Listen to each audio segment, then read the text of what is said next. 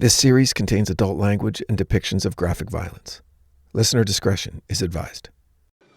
Brandon Lee was quite literally following in his father's footsteps. The son of the kung fu legend Bruce Lee was filming another martial arts movie when a gun rigged with blanks somehow fired a projectile and Lee was hit in the stomach. Just what went wrong on the set is still not clear. Lee was holding a grocery bag rigged with an explosive charge to simulate a bullet hit. The gun was supposed to fire a blank, but something hit Lee in the stomach. He died a few hours later from what doctors said looked like a bullet wound. What appeared to be a .44 caliber bullet was removed from Lee's body. Detectives are proceeding with the investigation. No further information is available at this time. The movie's production company claims there is no basis for rumor or speculation, that there is nothing at all to suggest it was anything more than an accident.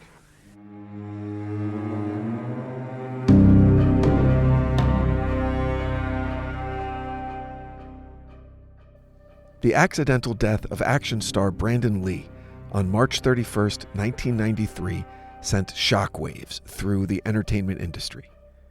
More than just the tragedy of a young man in the prime of his life dying way too young, he was just 28 years old. It was the mysterious, some might say unexplained circumstances surrounding the on-set death of a movie star. It was the fact that Brandon Lee's father, Bruce Lee, was a genuine global legend who also died young and in a way that still raises questions. In 1973, when Brandon was just a boy of 8, his father, international movie icon Bruce Lee, would be found unresponsive at a friend's apartment in Hong Kong. The cause of death was listed as cerebral edema, swelling of the brain caused by excess fluid in the tissue, a condition that had caused Lee to pass out 2 months prior while working on the film Enter the Dragon. That earlier incident resulted in several days in the hospital before his release, but he was then given a clean bill of health. Soon after his death, rumors began to circulate that Bruce Lee was assassinated by the Triads, a super-secret organized crime syndicate that's been operating behind the scenes in China since the early 1800s. A more quiet rumor, and one taken much more seriously, was that Bruce Lee had fallen victim to an ancient Chinese curse. Welcome back to The Devil Within. You're listening to Haunted Hollywood Part 2, A Legacy of Death.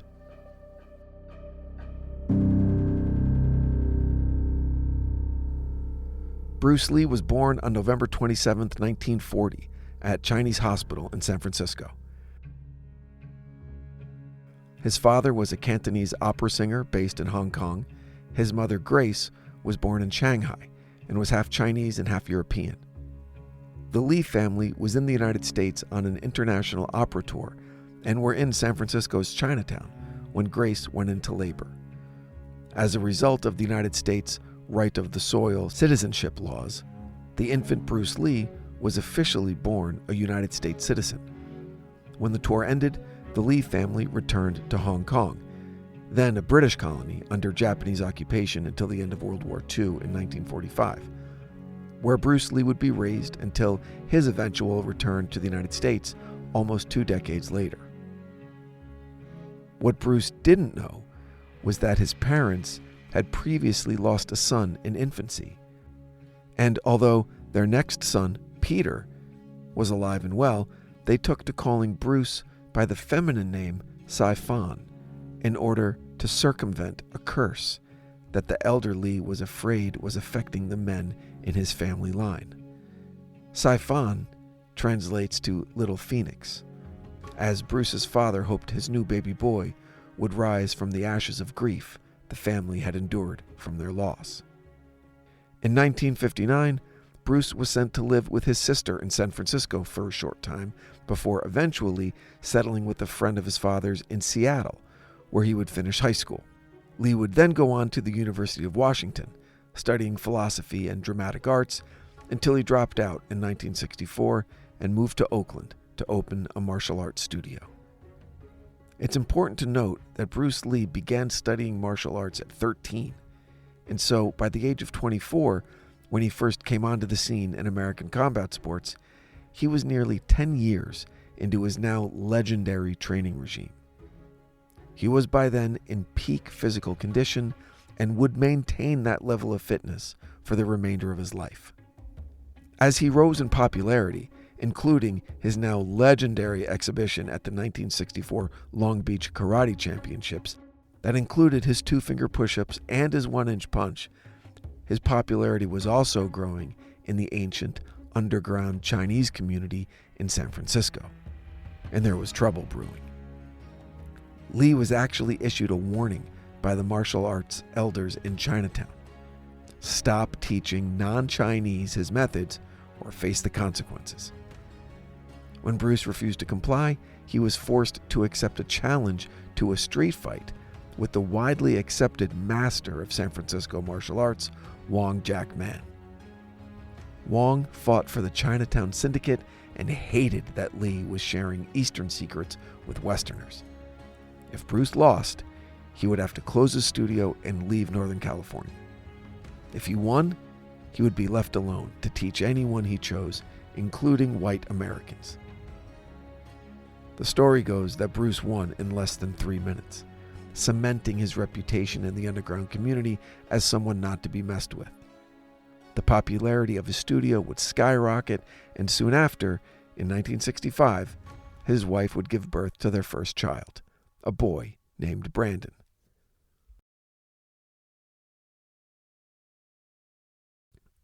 Little did Bruce know that the die was already cast.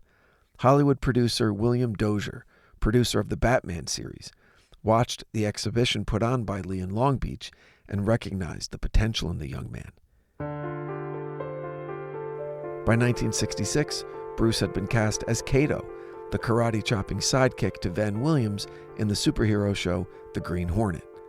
The producers originally wanted the Kato character to fight like an American boxer, but Lee refused, instead insisting on showing his skills as a martial artist and thereby being the first to bring Asian-style fighting to a large American audience.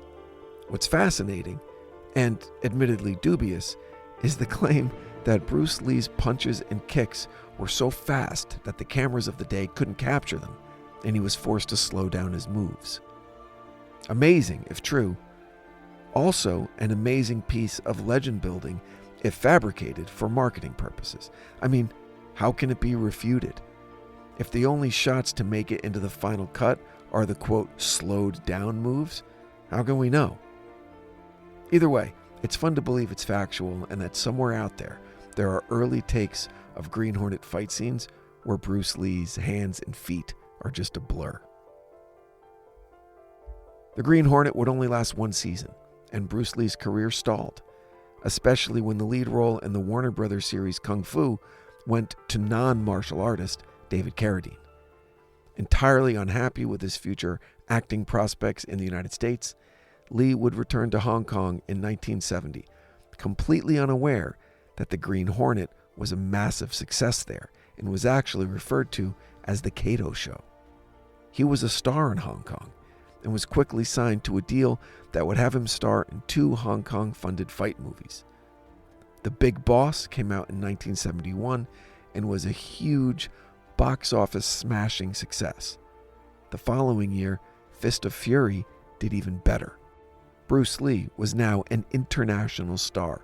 He formed his own production company, and in 1972, he wrote, directed, and starred in The Way of the Dragon, the movie that would introduce Chuck Norris to the world and would produce what's considered the greatest martial arts fight scene ever captured on film. The scene pitted Bruce Lee against Chuck Norris for 7 beautiful minutes of glorious 1970s action cinema.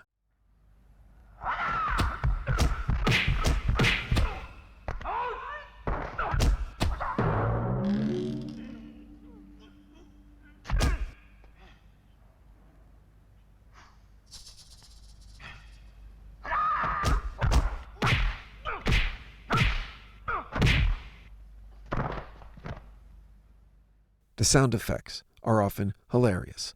The cutaways to a kitten playing with a ball of lint are ridiculous. The matte painting of the Roman Colosseum in the background adding to the grandeur of the fake location, is a nice touch. But what makes it all worth it is Chuck Norris's shoulder hair. And I'm not talking about front shoulder hair that could be considered high chest hair, of which he has tons. No, I'm talking about top of shoulder and most exceptionally, back of shoulder hair. Imagine an 8-inch thick eyebrow running all the way across his upper back, where it actually briefly combines with his neck hair for about 6 wonderful inches right in the middle. It's worth watching the fight scene on YouTube for the body hair alone. But along the way, you'll be properly introduced to the beauty of Bruce Lee. There are slow motion shots of him dancing around in the fight, light as a feather on his toes, almost like a ballerina, until he strikes like a rattlesnake. Every muscle in his body clearly defined, his face focused and relaxed the whole time. With the success of The Way of the Dragon, it grossed more than $130 million worldwide, Bruce was right back to work on a film called Game of Death. But that film would be paused so Lee could make Enter the Dragon,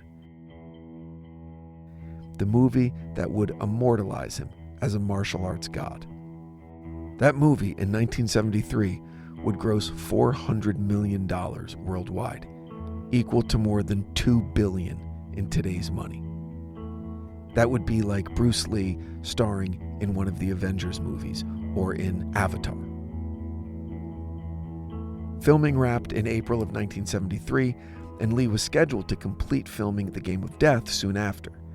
In May of 1973, during a recording session to replace some dialogue for Enter the Dragon, Bruce would collapse and be rushed to the hospital. The diagnosis, as stated earlier, was cerebral edema. Then, 2 months later, on July 20th, Bruce Lee retired for a quick nap at the apartment of his friend, actress Betty Ting Pei. Lee was supposed to meet with producers of Game of Death for dinner in Hong Kong, and when he didn't show, they went to pick him up, and he was found unresponsive. The cause of death was alternately blamed on cerebral edema or possibly a reaction to the painkiller Equagesic that Bruce had taken for a headache earlier that day. The fact that a drug at all was in his system led to the diagnosis of, quote, death by misadventure, which exists on the books in the UK as an accidental death brought on by a risk taken voluntarily. So a drug overdose was considered a misadventure. While that diagnosis seemed broad and somewhat lazy at the time, it might be more accurate than first believed, if for different reasons. Over the years, several other possibilities have arisen. The main 2 candidates are hyponatremia, caused by excessive water intake that can lead to cerebral edema. Lee's intensive workouts included drinking tons of water. Or, more recently, it's been suggested that Lee died from the effects of heat stroke that could also lead to cerebral edema. The heat stroke angle wasn't even considered in 1973 because the condition wasn't widely understood. What we do know is that Lee had his armpit sweat glands removed in 1972 because he felt that underarm sweat didn't look good on film.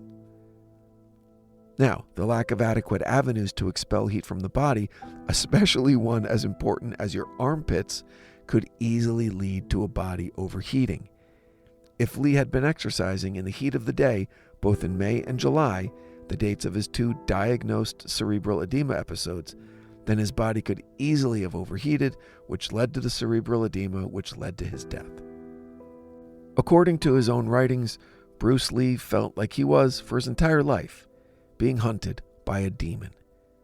These fears were brought to life in the 1993 biopic Dragon, the Bruce Lee story. In the final fight scene, the demon, looming like a kind of samurai, appears in a dream hallucination sequence and shows Bruce his tombstone before he hears the desperate cries of a boy, his own son, Brandon.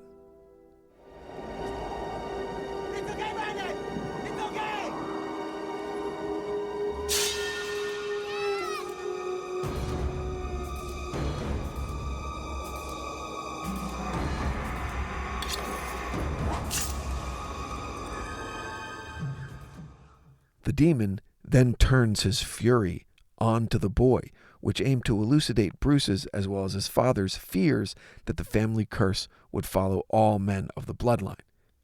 Now, luckily for Bruce, there was a set of nunchucks just within his reach, and he kicks the shit out of the demon and then strangles it to death with the nunchucks.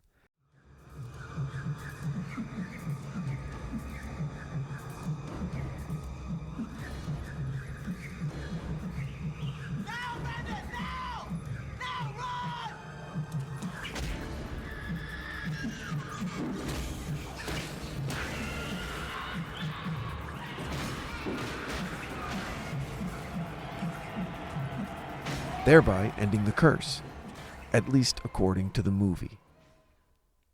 The funny thing is, the movie, Dragon the Bruce Lee Story, was released on May 7th, 1993, just 5 weeks after the death of Brandon Lee. I remember watching the news from my Hollywood apartment. The reporter was set up on Lankershim Boulevard in front of Universal Studios beneath a huge billboard for the Dragon movie as he reported the death of Brandon Lee. So the movie that claimed to show Bruce Lee finally putting an end to the family curse didn't even make it to the big screen before the supposed curse took the life of Brandon Lee.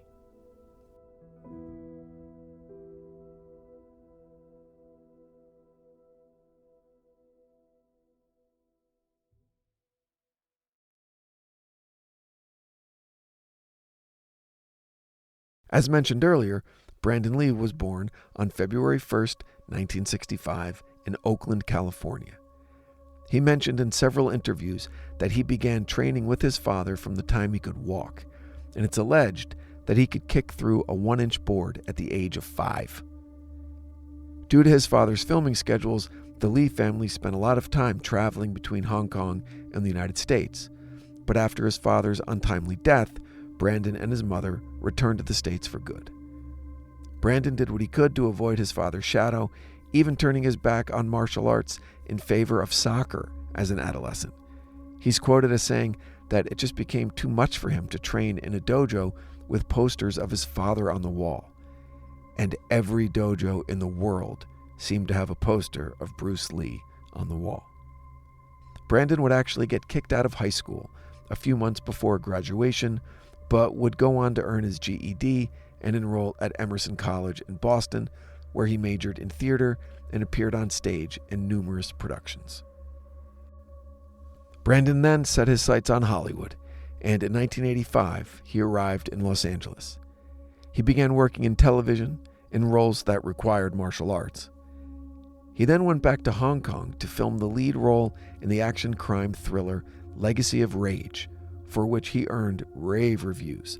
The movie was a hit in the Asian markets, and it seemed that Brandon was indeed following in his father's footsteps.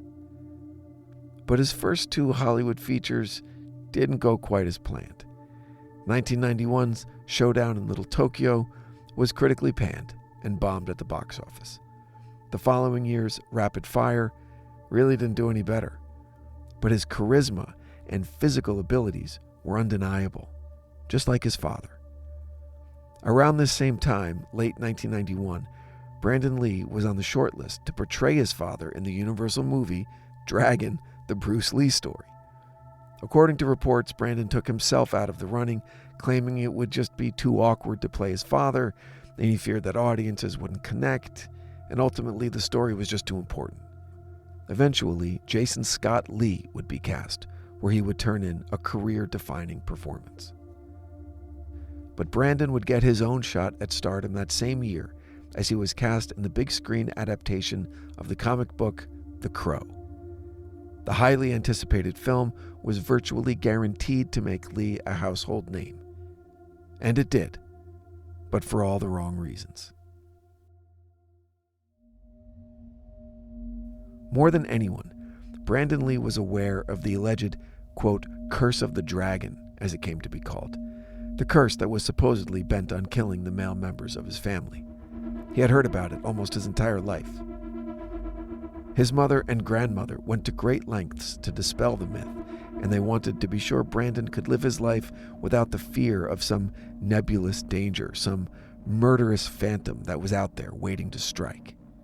No, Brandon Lee was on the cusp of superstardom, and it seemed like nothing would stop him.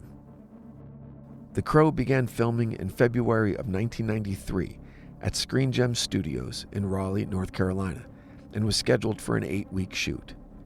And almost immediately, things began to go wrong. To begin with, it's been reported that during pre-production, the film's producers received a strange voicemail that warned them if they go ahead with production of The Crow, bad things were going to happen. Obviously, this message was ignored, but maybe it shouldn't have been. On the first day of production, an electrician was backing up a truck with an extendable cherry picker arm and struck electrical wires, causing the driver to catch on fire and suffer terrible shock burns. He was rushed to the hospital and treated for severe burns and other injuries. He would survive, but would lose both of his ears due to the accident. Then a prop truck caught on fire without explanation. Then a stunt went wrong when a stuntman's rigging failed and he crashed through the roof of a set and suffered multiple broken bones. Then a carpenter working on one of the steel girders on the soundstage was electrocuted. He survived, but received third-degree burns to both of his hands. And then, just as whispers of a cursed set began to grow, North Carolina was struck by a hurricane that caused extensive damage to the sets of The Crow. Now the national media picked up the story about the potential curse that killed Bruce Lee, and it was also trying to get his son Brandon. And that story was punctuated just a week later when a disgruntled member of the FX team drove his van through the plaster studio, destroying several props for the movie and injuring himself and 3 other crew members. But that was all just a precursor to the main event. As with all tragedies, the seeds of disaster were planted way before the actual event. In this case, it was a full 2 weeks earlier. A .44 caliber prop gun was being used in a close-up shot. The gun is probably exactly how you picture it. In fact, it's the same type of weapon used by the Son of Sam in Season 3 of The Devil Within. It's your basic 5 or 6 shot revolver, meaning a revolving chamber that holds the rounds, rotates every time the trigger's pulled, allowing the next round to line up with the barrel of the gun and be fired.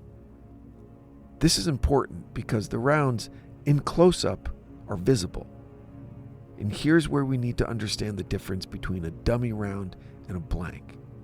In simple terms, a dummy is to look at and a blank is to listen to, meaning a dummy looks like a real bullet. It has the brass casing as well as the actual bullet sticking out, so when the camera zooms in on the gun, it looks super realistic. For safety reasons, an official dummy round has no gunpowder in the casing and no primer on the outside of the casing that, when struck, would ignite the powder and fire the bullet out the front of the barrel at around 700 feet per second. A blank, on the other hand, has the casing, the primer, and the powder, but no bullet. A gun fired with a blank round is super loud, just like a real gun. And blanks come in different levels of power. There's quarter load, half load, and full load, depending on how big a bang the director wants. So on March 14th, the prop gun was loaded with dummy rounds, and the gun was used for the close-up, but never fired. Pulling the trigger wasn't called for in that particular scene. The gun just needed to look real, to look loaded. What wasn't explained to everyone was that because of the budget restraints, commercial dummy rounds were not bought for the show. Instead, the show's armorer made his own, a common practice on lower budget films. It required removing the actual bullets and powder from the brass casings, but critically, not the primers. Allegedly, a few days later, an unauthorized actor was seen messing around with the prop gun, and he pulled the trigger. What no one understood was that when that happened, the primer on the outside of the casing was ignited. It was a tiny explosion, easily missed in the normal action of the hammer clicking on such a massive weapon.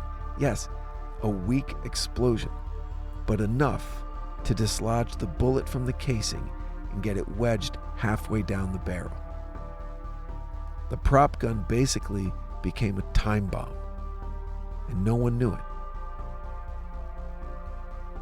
A week and a half later, fate conspired to have the armorer be required to leave the set early and have the responsibility of handling the weapon fall to the assistant director, who wasn't trained in firearm set protocol. The bottom line is, he never checked the barrel of the weapon. If he had, he would have seen that there was an obstruction, would have had it cleared, and everything would have been cool. But he didn't know to check the barrel. He simply removed the dummy rounds and reloaded the prop gun with full load blanks. When the cameras rolled, the actor Michael Massey, as the character Funboy, aimed the weapon at Lee and pulled the trigger. At that point, the gun was, for all intents and purposes, a loaded .44 Magnum. The bullet that had been lodged in the barrel for more than a week exploded from the weapon with all the force of a regular round and struck Brandon Lee in the abdomen. For several moments, no one knew what had happened. The scene actually called for his character to fall down and die. And sadly, that's exactly what he did. When the set medic realized something was up and turned him over, they saw that he had actually been shot. 6 hours of surgery proved unsuccessful, and Brandon Lee was pronounced dead at the tender age of 28.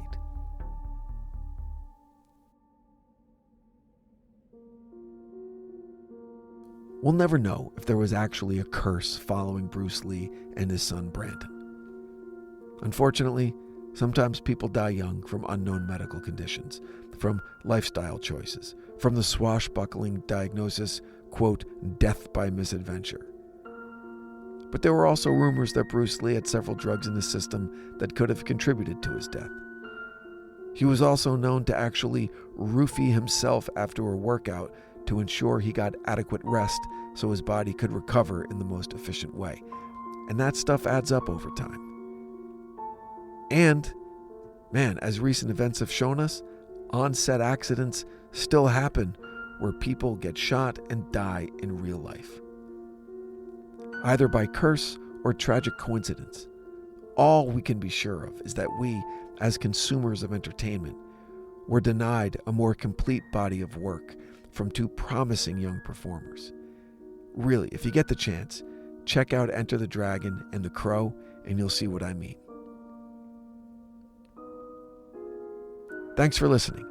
Make sure you're following The Devil Within wherever you get your podcasts so you never miss an episode. You can also check out our socials at The Devil Within Pod on Instagram, Facebook, and YouTube. Until next time, stay safe out there. The Devil Within is a Cloud 10 Media production, recorded live at Bel Air Studios in Los Angeles, California. Written and produced by Brandon Morgan. Executive produced by Sim Sarna. Our post-production supervisor is Bruce Whitkin, who also provided original music for this episode. For The Devil Within, I'm your host, Brandon Morgan.